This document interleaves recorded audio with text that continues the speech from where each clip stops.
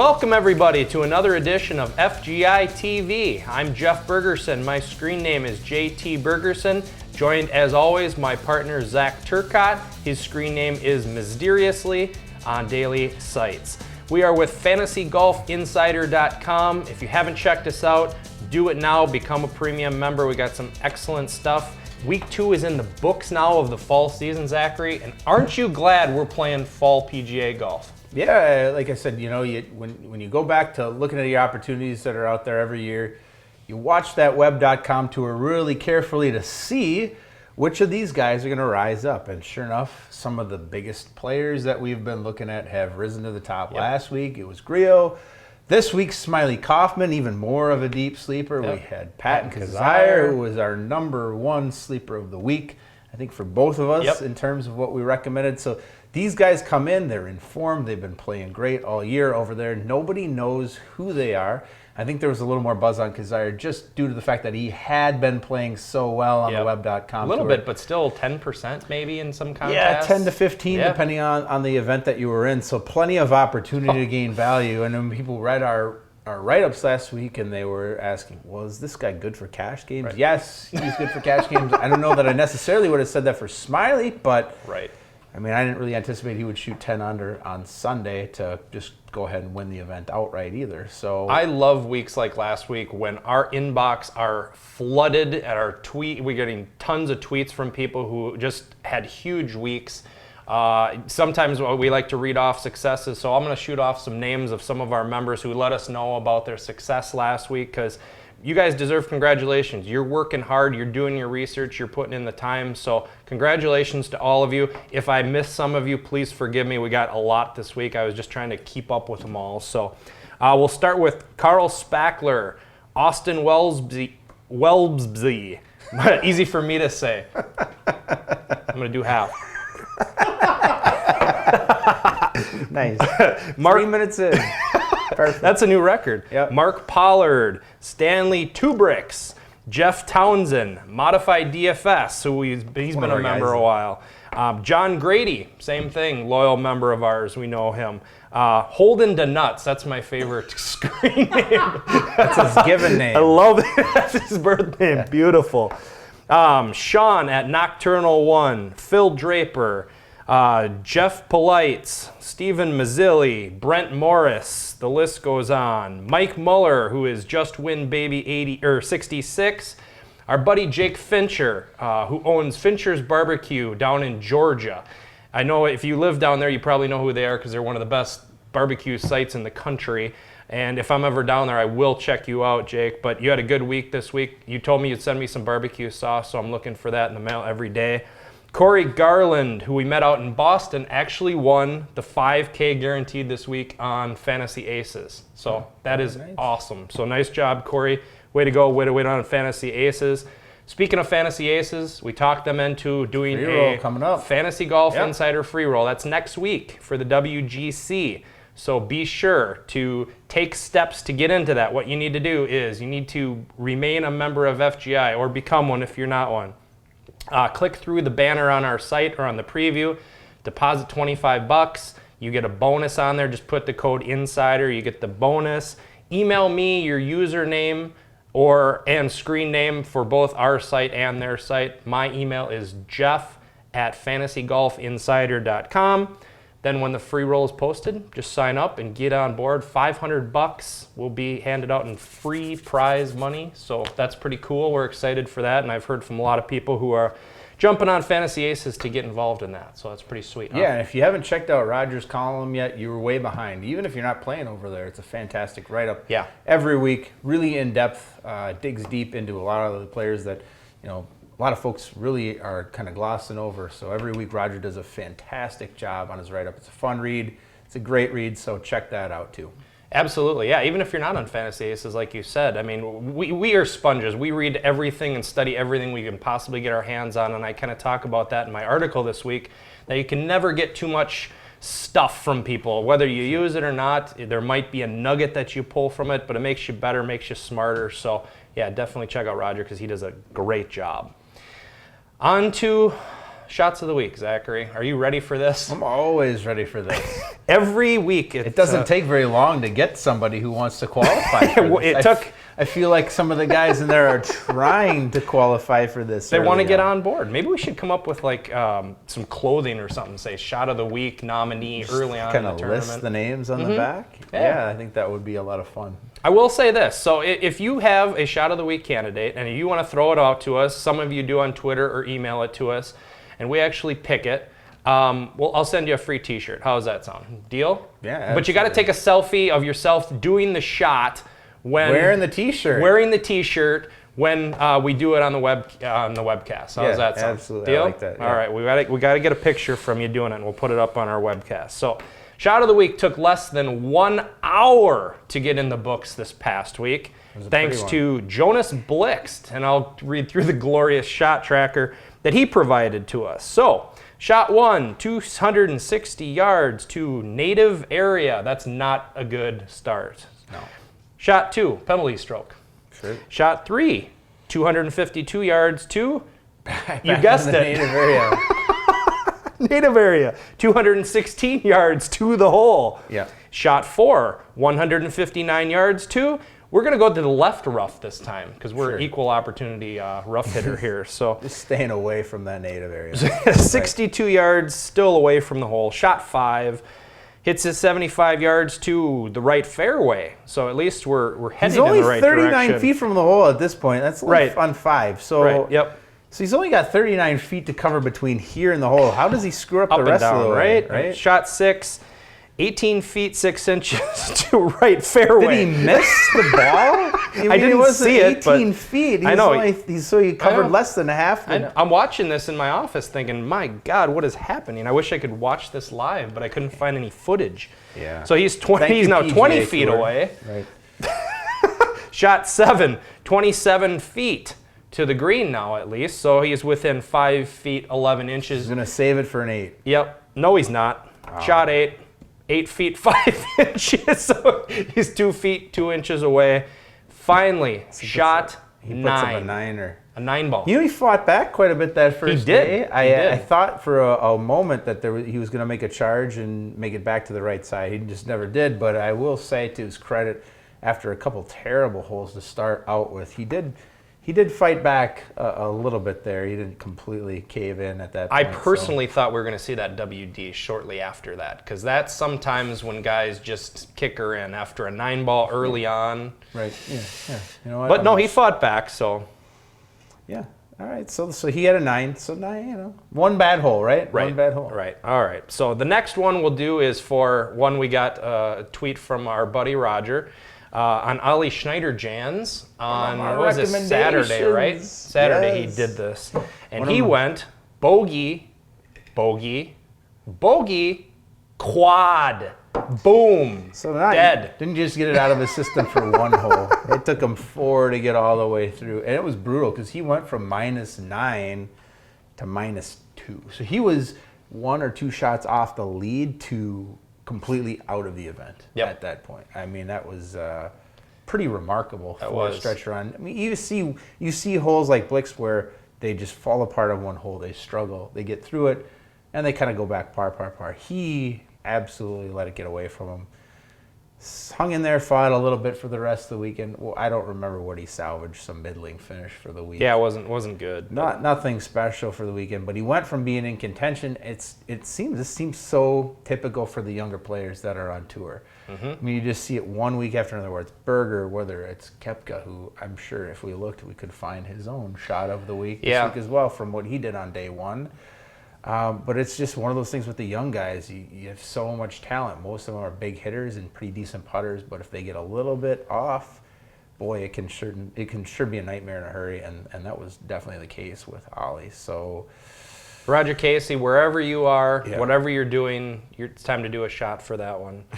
And finally, the one I always shake my head as to, only in golf, right? The etiquette of golf, right? We're going to give to Ben Crane, who DQ'd himself. The 18th hole of day 2. So he's just minutes away from winning, at least $30,000, $50,000 or so, at a minimum. But it was from round 1, though. It was from round 1, but he all the way waited back? until after the second round to DQ himself. That's just bizarre. That's just Can you imagine that in other sports, someone DQing themselves? Right? So there wasn't a whole lot of information out there on it, so I'm just going to read a little bit from the media page on Twitter that explains as follows. Crane DQ'd at the Shriners after self-reporting violation of Rule 13-4, right? That's your favorite. Yeah. You like 13-4? No, 13.5 is my favorite. Oh, that's right. I forgot. Do you hold up signs like at the tournaments? 13-4? Ball in hazard prohibited actions on the 18th hole of round 1. Crane's scorecard reflects a double bogey on the par 4 18th hole in his opening round. He pulled his first drive well left into the fairway. After taking a penalty, he split the fairway with his third stroke and eventually two-putted from just inside 19 feet for the 6. Okay. And that's it. That's the information we get. So there wasn't nothing in particular. Then But he played the whole second round before he decided that. It's the most bizarre stuff. I just can't imagine that in other sports. So for all of you who thought you were getting a great deal on him at 6,200 and -3 through the cut. You're feeling really strong. Yeah, I really felt great after he went back to completely Xing out round 2. Yep. Because he lost all of the points for that, and a 19, and a DQ. And so actually a little worse than a miscut. But hey, it looks like he's in good form, right? Ben Crane, overall. shots to you, sir. Cheers. Shot of the week. Thank you. Wonderful. Another successful installment of Shots of the Week. Always fun. Makes you feel a lot better about your game, doesn't it? It does. I would never DQ myself, I'll tell you that much. Hey, ref, I was out of bounds. Incomplete. Incomplete. My foot was on the line, not a 3-pointer, only a 2. Things you never ever see happen in other sports. Nope. Yeah. Nope. So, on to this week, and we're headed over to Malaysia. All right, I love this. Up late at night. All I can think of is killed the Malaysian Prime Minister. Martial arts good. Malaysian Prime Minister bad. Are you going to be awake that late this week to watch? I'll be up. And Halloween night, we're going to get wasted with our little drink cart, walking the kiddies around, trick-or-treating. Post trick-or-treating, watching the final. And then we'll watch it. Yeah. Ooh, that sounds like a great time. Yeah. I'm excited. So we'll do that for the CIMB Classic, which is in Kuala Lumpur. So be sure to lock in your lineups Wednesday night. 6 o'clock, right? 6 o'clock is the lock-in time as of now on DraftKings. Now, I haven't seen the tee times, and sometimes they shift that back. It shifts an hour or two. Right. Just make sure you're taking a look Wednesday. Take a look by 6. Typically it'll lock. Sometime on Wednesday you'll know what time that's going to lock. Yep. And it's important because we have had withdrawals. Last year, was it after the first hole? I think it was after the first hole when Dillette withdrew last year. But there are the occasional guy will make the trip over there and then decide, you know what, I'm just too tired. I'm not going to play this week. I know, that's outrageous. I can't believe they I'm a little bit worn out, but there might be 1 or 2 guys who do withdraw. Since it's a no-cut event this week, it's pretty devastating if you have a guy on your team who does withdraw. So pay attention, real close this week. We will be watching. We'll send out an email to our members if something's available. We'll be on it. We'll get you the email in time, but you better open your email and get ready to lock your lineups. I kind of like the 6 o'clock tee off, though. I have to say. I mean, for me, as you know, I'm not the biggest fan of mornings, so a 6 p.m. tee off, it's not bad. It's going to be sweet. I'll just be checking my lineups at work near the end of the day, and I'll have everything locked and ready to go. So it probably won't be bad. But just don't forget, because things are a little abnormal this week. And that's really the big reason why DraftKings lowered the number of folks who they're allowing to participate in a lot of the contests this week. At least that was the feedback that we got from when we inquired about that as to why the contests were smaller. They said last year this was one of the smaller buy-in contests. It coincides with opening night for the NBA.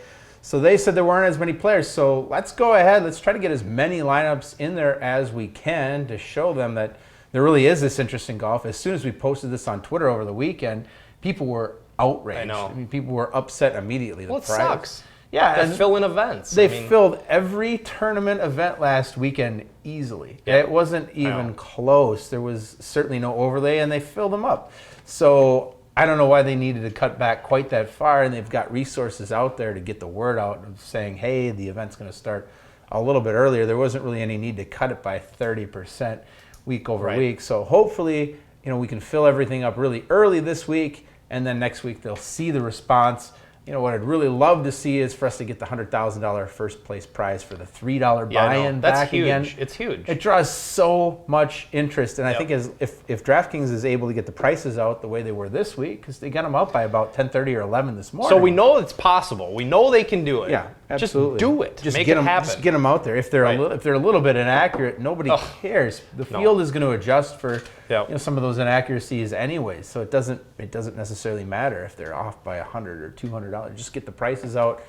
We'll help you fill the field. So hopefully that's something that comes back in the weeks ahead, because I know that's something that we really miss. And hell, I don't really want to fill out $200 $3 rosters if there's no huge prize out there for me. So if you win it and you win out of 77,000 people, you win what, 15 grand or something? Yeah, I mean, 15 grand's great and all, but great. Out of 77,000 people, I want a higher upside. It's not quite the same payoff. No, right? It's not. So par 72, it's at Kuala Lumpur Golf and Country Club. Par 72 measures 6,985 yards.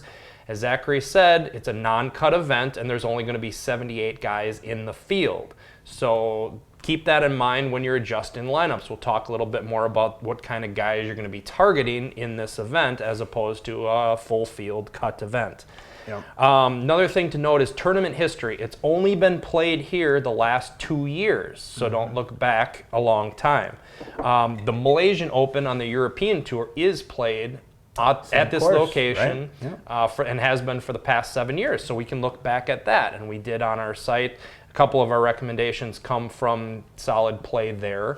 There aren't a ton of guys in the field who have a lot of experience in that event, but it's worth taking a look at. Stats this week, we're going to go strokes gained, tee to green, greens in regulation, par 4 scoring, strokes gained putting. Birdies are better.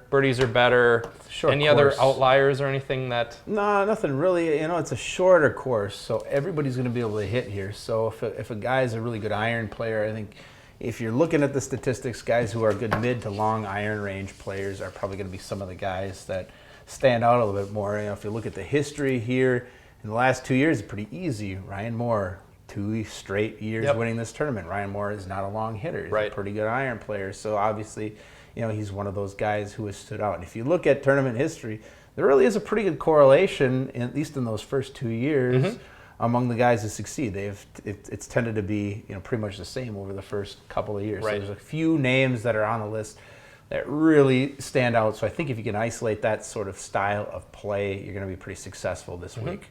Yeah, so who you like at the top? Why don't we just start out with that?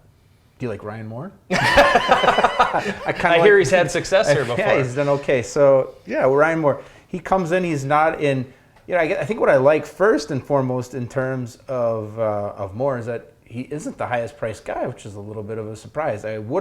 Last week he was 10,000. He's actually a lower price. It doesn't make sense. This week, I would have thought he would have gone up a little bit in price. I mean, the top price guy is Stenson, who I think is another solid play. But if you look at Ryan Moore, as a 2-time defending champion, and the field's a little stronger this week too. It is a little bit stronger, but you know, I think this is a great Ryan Moore kind of course. He's not a long hitter. Yeah, exactly. But he does have a certain skill set that is going to fit this course well, and you know, as a 2-time champion, if you're the number 7, number 8 guy on the price ranks, that's not a bad place to start a team, whether it's GPP or cash. I think most people are going to notice that. Hey, so what does that do to ownership?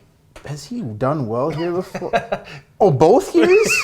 That's a 1. Oh wow, yeah. Maybe I want to own this guy. So he probably will have a little higher ownership level. So it may not be a great tournament play, because to win 3 years in a row, I don't know that is necessarily going to happen. But I think it's a pretty solid cash game play. I mean, if you're looking for a guy who's going to be top 10, top 20, I think Moore is a pretty good bet to be up there. So I think that'd probably be a place where I would start out. The next guy I would probably look at, if you go up to the top of that list, is Henrik Stenson. Is that a guy that you like this week? I think because of Henrik's price, and because he's not going to have a huge edge on the field because the lack of length of the course, I'm going to put him on my fade list this week. Wow. So I won't be owning Henrik in cash games or GPPs. Neither one, huh? Nope, I'm not going to do it. I just think there's better options for me down below, and the pickings aren't that good below 7,000 this week. There's a couple guys at 69 that I'm okay with, but nothing exciting. So I'm going to steer clear of Stenson this week. Plus,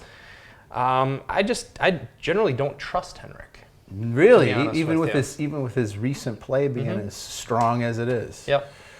Okay. Are you going to own him this week? Yeah, probably. How much? How much are you going to own Henrik? Oh, I don't know. I haven't made my lineups all the way yet. I think I will definitely own his. I mean, the guy's iron play is so good. Yes, it is. Not only is he long off the tee, but his iron play is tremendous. He's obviously not a great putter, but typically he's putting himself into positions where he doesn't always need to be.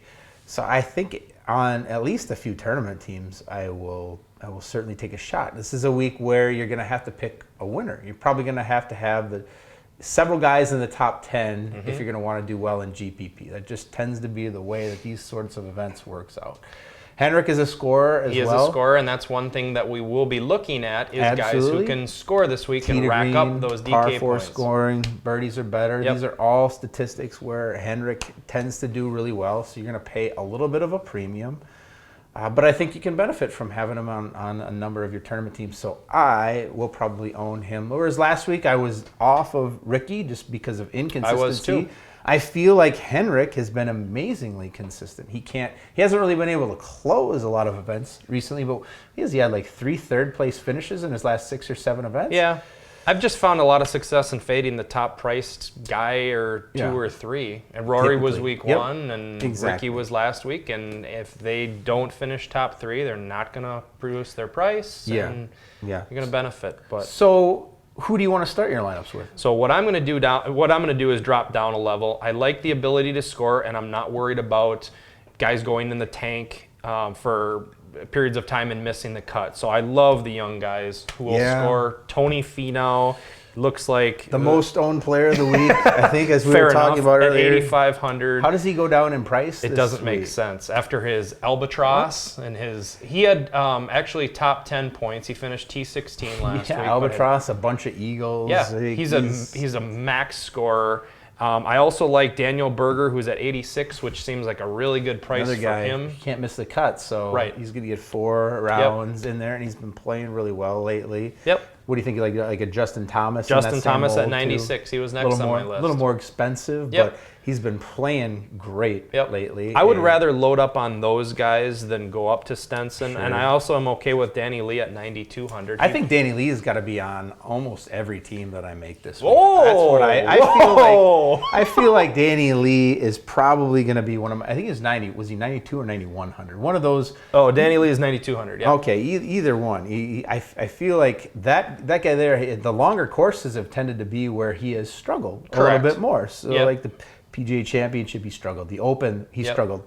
Everywhere else, the guy just killed it. Right. Because what's his best skill set? It's his iron play. Yeah. His iron play at all distances is just tremendous. Yep. So coming into a shorter course like this, he's really got a place where he's going to be able to showcase all of his skills. He's a reasonably good putter. So I think he puts up a great score this week. I know he's played here before too as well. He finished 13th. Exactly, on the European Tour. Yep. So I'm going to start almost all of my lineups, I think, cash game and GPP with Danny Lee this week. So if you own him 100%, I'm waiting for the reason that he DQs himself and we do shots to him next week. Absolutely. He's done it to me before, so why not now? No, but I mean, just statistically speaking, the guy's an animal for a course like this. So I think this is a perfect place to start both your teams is with a guy like Danny Lee for the week. Fair enough. So we drop down another level. Who are some of the guys that are standing out to you? A couple guys that I like this week, and I wrote up in my article, I like Daniel Summerhays. Quietly, he's been really solid, but yet he can creep up. He took several top 10s toward the end of last year. He has an upside. His price actually, he's another guy whose price went down this week from 8,000 to 7,800. Right. I like him. Lately. He has been really good. He's got a good... He's a shorter hitter. Yep. But he's an accurate guy. He putts the ball well. I mean, it seems like a course where it's kind of designed for his game. Yep. Getting into that middle range, another interesting play. A guy who's had some success here, Gary Woodland. Gary Woodland. What do you? I mean, no sense. A guy who I don't know that either of us wrote up all of last year because he was correct. He was terrible last year. Terrible. Yep. Coming off of a great year, the season prior, and then coming into the fall season, he'd been really playing pretty well. He was actually one of the more consistent guys on the tour in 2014. And then the wheels came off last year, but he's finished very highly here both years that the tournament's been here. Second. Yeah.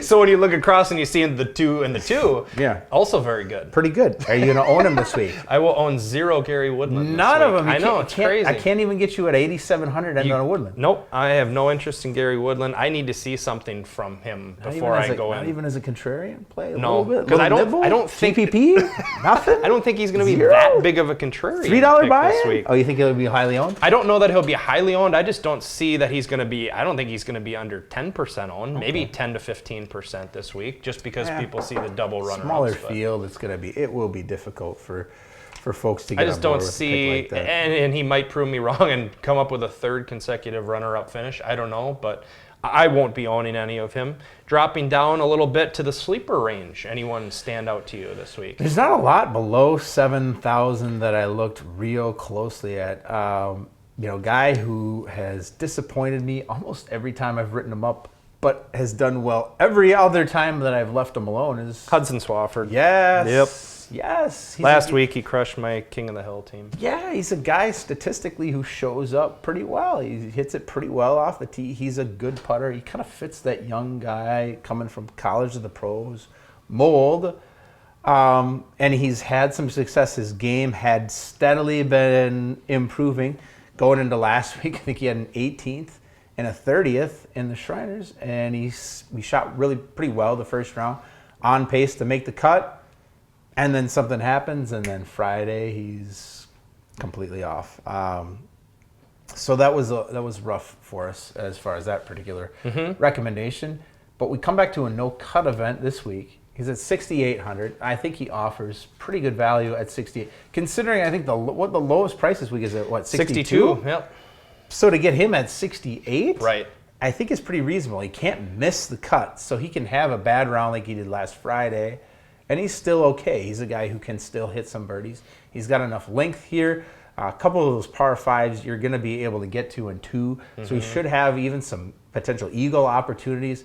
So I think Hudson Swafford at 6,800 is a decent price. I think Carlos Ortiz is another guy. Yeah, he's been playing pretty solid. Who's been trending in the right direction over the last few months. I think he's a good price. Another guy with good current form is Spencer Levine. Yeah, 6,900. absolutely. That seems like a pretty decent deal, but I think for that reason, that might be a higher ownership play as well. Another couple of guys I would throw out. Nick Taylor looked okay last week, and then Greg Owen. Yeah, I saw that in your write-up. I just thought... No interest in Greg Owen? What's the worst that can happen? T77? Yeah, I think that's about right. Yeah, I saw that in the write-up, and I was like... There's my contrarian pick of the week. I'll defer to Jeffrey on that one. Yeah. Is he got top 10, top 20 potential? What do you think? What's the upside? I think he does. I think he's got top 20 potential. And if you want to do your Henrik Stenson up top, then you might have to dabble with Greg Owen at the bottom, sir. Dance with the devil, huh? Yes, sir. I don't know if I like that one too much. There's a couple other names. There's a couple names in the lower 7,000 range. What do you think of our old boy CH3? I think he's a guy who's been playing great. He's trending in the right direction. Yeah. He was not great in about the middle to late part of last season, and then he got on a nice roll of making cuts. And he's actually started to finish a little bit higher than normal. And he did finish, I think, like 7th last year, somewhere in the higher range for this particular event. So I think he's got some potential. At 7,300, I think he's at a really nice price this week as well. So there's another, if you're going to start out high with some of the guys, if you're going to use Stenson, then you're going to have to find guys like that. I think CH3 is another guy who's very useful in that lower range. So it's going to be a little bit tricky if you go on the high end, but there are plenty of guys who I think have a reasonable enough of a tournament history that you should be able to construct some pretty good lineups. So it should be a fun week. If you're up late watching it, why don't you hit us up on Twitter? We'll be up late watching it too most nights. So especially Saturday night. Yeah, definitely. It should be a fun tournament. I'll be up all Wednesday, Thursday, Friday. I'm up late. I'm up till 2 a.m. Right, you are. Yeah. You are. So, couple other things to note. Email us with any questions. We're real good about answering questions about strategy, bankroll management, roster composition, things like that. Yeah, if you're in Minnesota, if you want to buy me lunch, I'll take you out. You don't need a bought-in lunch for you. No? right. Tell him you just had a steak tonight for dinner. Last so. 2 nights. Oh, jeez. Get out of here. Check out that Fantasy Aces free roll. Jump on their site. Zachary does Periscope if he doesn't decide to fall asleep in the middle of the night and everyone's tweeting. We probably won't do it at Wednesday at 9 this week. So if I do it, I probably... Wednesday. Can't do Wednesday at 9. Let's try to do it. We'll try to do it tomorrow at 9 instead. Yes, that would be Wednesday at 9, I probably would not have the same level of helpfulness. You could do it after the fact. Yeah, exactly. Pick out which one of these guys. Marlon looks fantastic. But Jonas Blix threw up a 9-ball on the first hole, so... Yeah. No, we won't pick him this week, but... Anything else, Zachary? No, nothing. Enjoy these next couple of weeks. It's going to be kind of fun. This is a big part of the tour heads overseas. So we got this one, and I think WGC is over in China the week after. Yep. So good luck to everybody. Congrats on the success last week. Let's keep it rolling. Fall season's been good to us so far, and it usually is. So good luck to you this week, and we'll talk to you next week.